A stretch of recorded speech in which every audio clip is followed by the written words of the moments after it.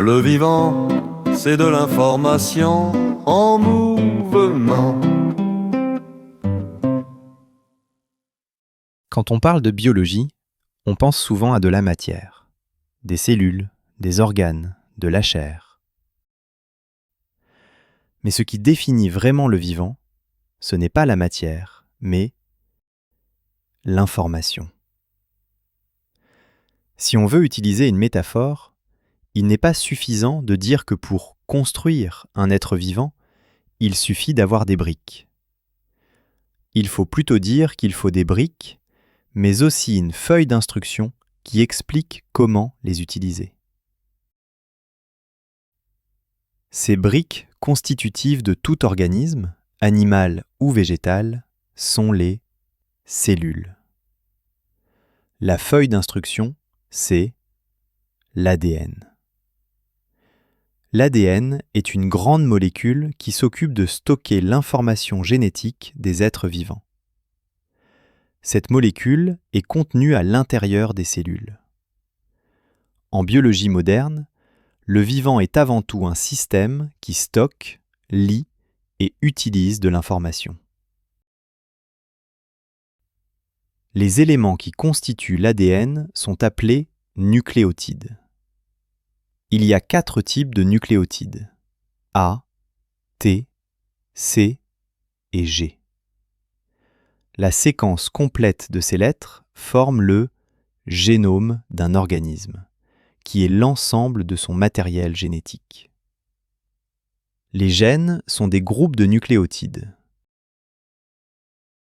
En faisant appel à une autre métaphore, si l'ADN c'est les lettres de l'alphabet, alors les gènes sont des paroles, et le génome est un livre. Le génome, c'est comme un roman qui décrit un être vivant.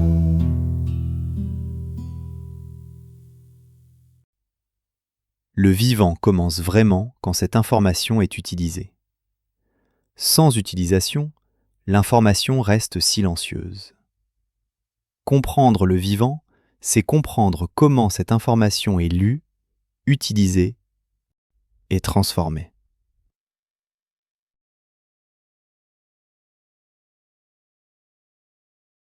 L'ADN ne fait rien directement. Il est utilisé par la cellule pour fabriquer des protéines. Et c'est les protéines qui réalisent les actions du vivant. Comme on a vu avant, le vivant est organisé par de l'information. Mais une question reste ouverte. Comment une information, écrite dans l'ADN, peut-elle produire des effets réels dans une cellule ? Première étape. La cellule doit lire l'information contenue dans l'ADN. Elle n'utilise pas tout l'ADN à la fois. Elle lit certaines parties à certains moments. Quand une information est lue, elle sert à fabriquer quelque chose. Ce quelque chose, ce sont des protéines. Les protéines sont des objets qui agissent.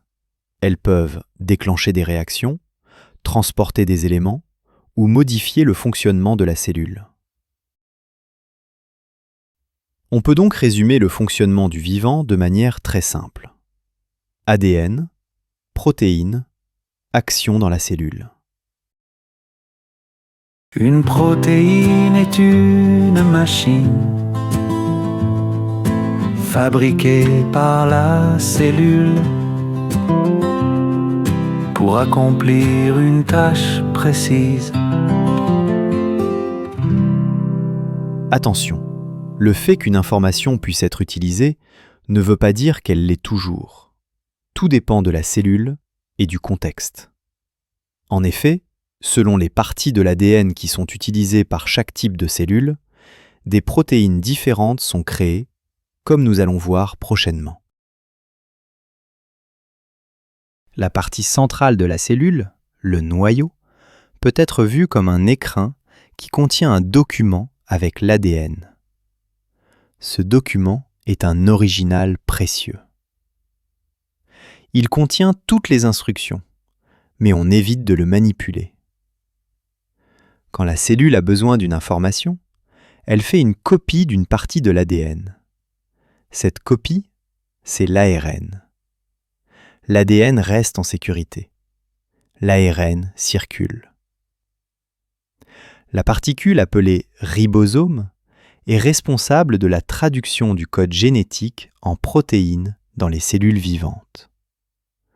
En premier lieu, le rôle du ribosome est celui de lire l'ARN. Ensuite, il traduit l'ARN en assemblant pièce par pièce une longue chaîne. Ces pièces s'appellent acides aminés. À ce stade, la protéine n'est pas encore prête. C'est une chaîne, mais elle ne fonctionne pas encore. Pour agir, elle doit se replier. Ce repliement lui donne sa forme finale. On peut résumer simplement. L'ADN est copié, la copie est assemblée, la chaîne se replie, et seulement là, la protéine peut agir. ADN, ARN, protéines. L'info devient une machine.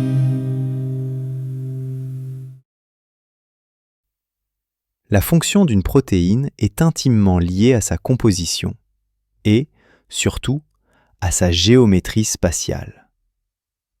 En biologie, on dit souvent que la forme, c'est la fonction.